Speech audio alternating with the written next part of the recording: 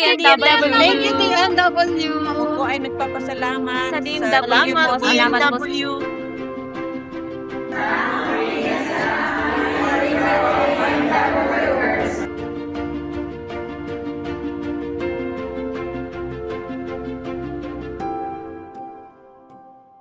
Magandang araw sa inyong lahat. Ako po si Ma'am Ruth Mavet Prieto Ramos, isang professional teacher. Dati po akong OFW sa bansang United Arab Emirates for 3 years at nagtrabaho bilang isang receptionist cum telephone operator.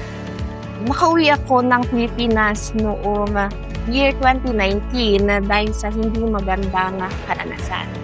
Nalaman po ang programang Schemes or sa Pinas Ikaw ang Ma'am at Sir dahil sa TV Patrol at na-mention din ito ng aking kapatid. Dahil doon, agad akong apply dito at na-qualify.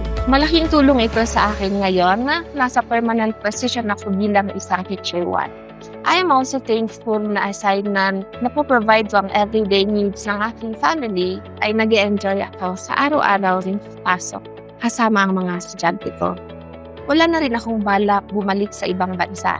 Maraming salamat Department of Migrant Workers, ang tahanan ng mga OFW.